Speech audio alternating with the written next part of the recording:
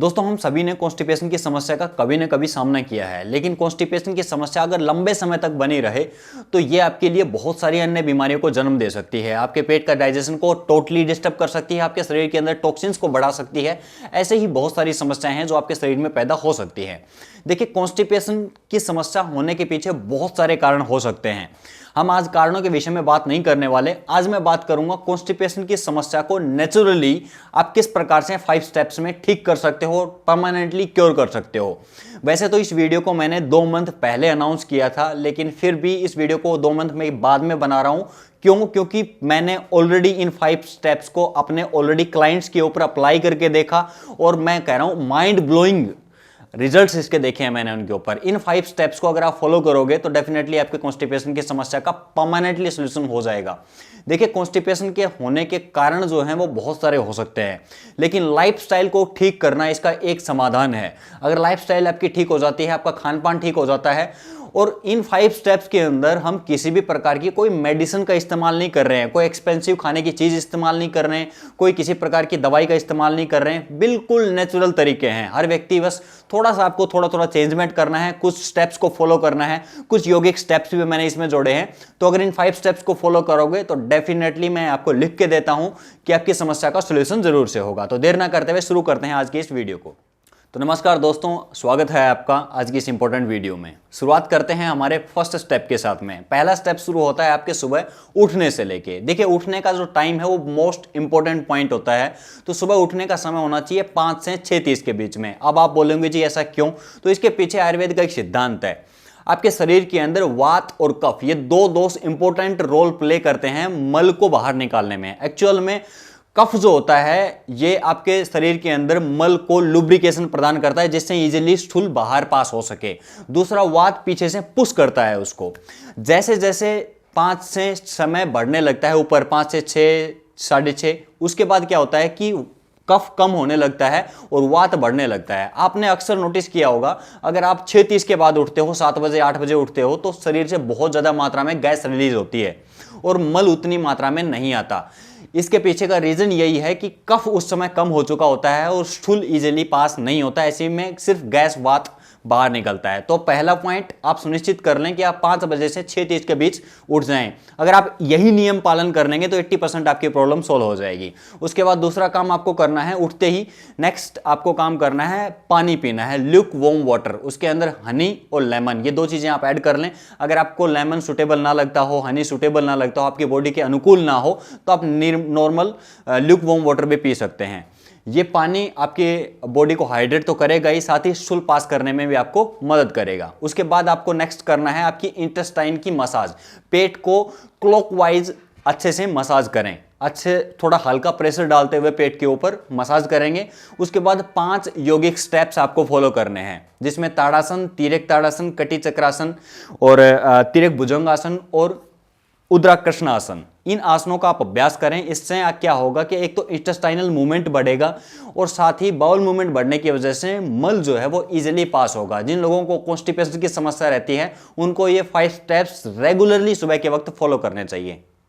दोस्तों, इन 5 योगिक स्टेप्स को फॉलो करने के बाद में आपको मल त्याग के लिए जाना चाहिए। मल त्याग के लिए जाने से पहले, टॉयलेट के लिए जाने से पहले कुछ नियम है जो आपको ध्यान में रखने चाहिए। पहली चीज, वेस्टर्न सीट जो होती है उसके ऊपर बैठ के टॉयलेट ना करें, क्योंकि वो हेल्पफुल नहीं होती, कॉन्स्टिपेशन को बढ़ावा देती है। आप इंडियन स्टाइल में बैठे जिसमें आपके हिप्स जो है वो घुटनों की पोजीशन से नीचे होते हैं, घुटने आपकी हिप्स से ऊपर होते हैं, तो ये आपको बड़ा हेल्पफुल होगा। इससे आपके इंटेस्टाइन के ऊपर प्रेशर पड़ेगा और मल इजीली पास होगा। दूसरा, आप अपने लेफ्ट हैंड से अपने लेफ्ट स्टोमक को प्रेस कर सकते हैं, लेफ्ट साइड से स्टोमक को प्रेस करें, इससे भी आपको बड़ी हेल्प मिलेगी, स्टूल इजीली पास होगा।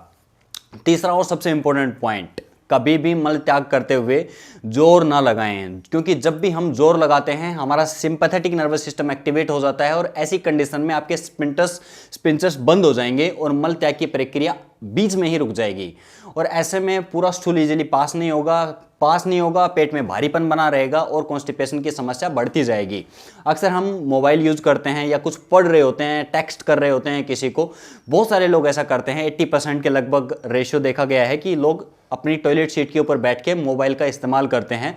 मोबाइल का इस्तेमाल करने से आपका सिंपैथेटिक नर्वस सिस्टम एक्टिवेट होता है, स्पिंसर्स बंद हो जाते हैं और मल त्याग की प्रक्रिया बीच में अधम में ही रुक जाती है। तो हमेशा नियमों का ध्यान रखें, जितनी ज़्यादा आपकी बॉडी रिलैक्स होगी उतना अच्छे से आप टॉयलेट सीट के ऊपर बैठ के मल त्याग कर पाएंगे। तो इन नियमों का हमेशा ध्यान रखें। टॉयलेट जाने के बाद में आपको नेक्स्ट काम करना है, आपको रात को 8 से 10 ग्राम मुनक्का या किशमिश दोनों में से कोई भी एक चीज़ भिगो दें। सुबह उठ के उसके बीज निकाल के उसको चबा चबा के खाएं। उसके बाद आप आंवला एलोवेरा जूस एक चम्मच एक ढक्कन आप डाल के गर्म गुनगुने पानी के अंदर पी लें और उसके 15 से 20 मिनट के बाद में आपको योगा अभ्यास जरूर से करने हैं, जिसमें आप सूर्य नमस्कार, ताड़ासन, तिर्यक ताड़ासन, उसके साथ में भुजंगासन, इसके ऊपर मैं एक स्पेसिफिक वीडियो भी बना दूंगा। योगा अभ्यास जरूर से करने चाहिए, इससे आपकी गैस्ट्रोइंटेस्टाइनल मोटिलिटी बढ़ती है, पेट की पाचन प्रणाली में सुधार आता है और मल निष्कासन की जो प्रक्रिया है, बाउल मूवमेंट जो है वो इंक्रीज होता है। तो योग को जरूर से डालेंगे। इसके ऊपर इस वीडियो का नेक्स्ट पार्ट जो आएगा उसमें मैं योगा प्रैक्टिस बताऊंगा आपको कि किस प्रकार से कौन कौन से योगा अभ्यास आपको करने हैं। अब चलते हैं दोस्तों हमारे सेकंड स्टेप की तरफ। सेकंड स्टेप शुरू होगा आपके दोपहर में लंच से पहले। लंच से पहले आपको एक अनार खाना है। अनार की प्रॉपर्टी अगर देखोगे तो ये आपकी डाइजेशन के लिए, पेट के लिए अमृत का काम करता है। अनार की खाने का नियम यह है कि अनार को चबा चबा के आप खाएं, जब मुंह में घुल जाए बिल्कुल तब उसको आप पेट के अंदर लेके जाएं। अनार एंटी बैक्टीरियल होता है, एंटी फंगल होता है, एंटी कॉन्स्टिपेशन का काम करता है और पेट की पाचन प्रणाली में सुधार करता है। तो प्रतिदिन नियम बना लें, लंच से 1 घंटा पहले खा सकते हैं आप, एक अनार खा लें, पूरा चबा चबा के अच्छी प्रकार से खाएं, जब वो मुंह के अंदर सलाइवा में पूरा घुल जाए उसके बाद आप उसको पेट में लेके जाएं। तो दोस्तों अब बात करते हैं हमारे थर्ड स्टेप की। थर्ड स्टेप के अंदर भोजन संबंधी कुछ नियम हैं। आपको अपनी डाइट के अंदर फ्रूट्स को, वेजिटेबल्स को और सलाद को अवश्य सम्मिलित करना चाहिए। आपकी पूरी डाइट के अंदर इनको विशेष स्थान मिलना चाहिए। अब आपके माइंड में क्वेश्चन होगा कि कौन कौन से फल सब्जियां हमें खानी चाहिए। तो फलों के अंदर आप नाशपाती खा सकते हो, सेब खा सकते हो, चुकंदर खा सकते हो, अमरूद खा सकते हो, सहतूत खा सकते हो, पपीता खा सकते हो, आंवला खा सकते हैं, जामुन खा सकते हैं, चीकू, केला, किशमिश, मुनक्का, खजूर, संतरा, एप्रिकॉट और अंजीर, इनको विशेष तौर पे हेल्पफुल माना गया है कॉन्स्टिपेशन की समस्या के लिए।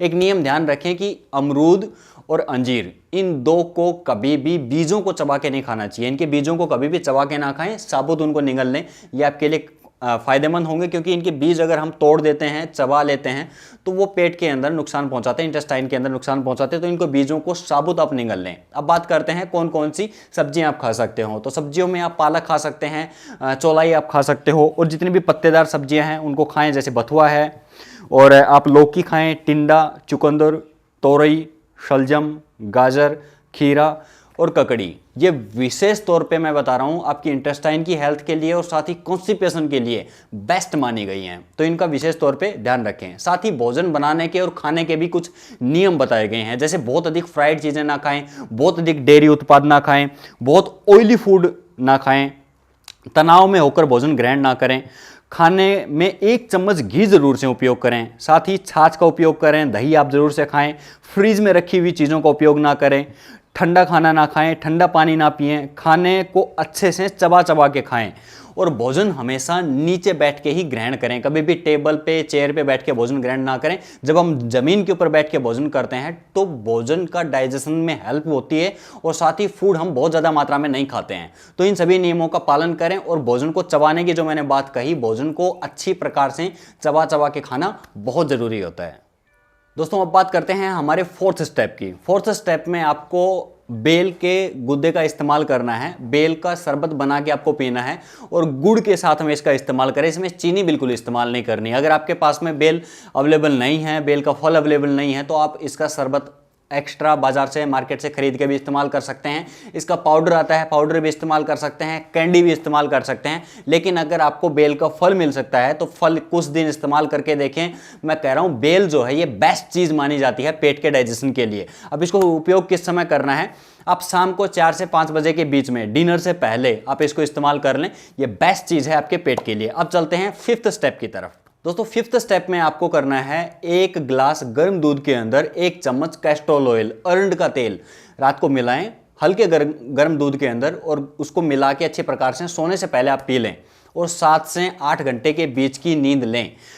इतना करने के बाद में आप देखेंगे कि अगले दिन आपका पेट इजीली साफ होगा, आपका मूड फ्रेश रहेगा और पेट अगर इजीली साफ हो तो मूड ऑटोमेटिकली ही फ्रेश रहता है। इसके साथ साथ कुछ सावधानियां रखनी जरूरी हैं, जैसे कभी भी बहुत सारे लोग ये गलती करते हैं कि पेट साफ करने के लिए अलग अलग प्रकार की दवाइयों का रिकमेंडेशन भी करते हैं। कुछ लोग दवाइयों का इस्तेमाल भी करते हैं जिसमें एलोपैथिक, आयुर्वेदिक, त्रिफलाचूर्ण हुआ, अव्यारिष्ट हुआ, अश्वारिष्ट हुआ, इन किसी भी प्रकार की दवाइयों का इस्तेमाल पेट साफ करने के लिए आप उपयोग ना करें।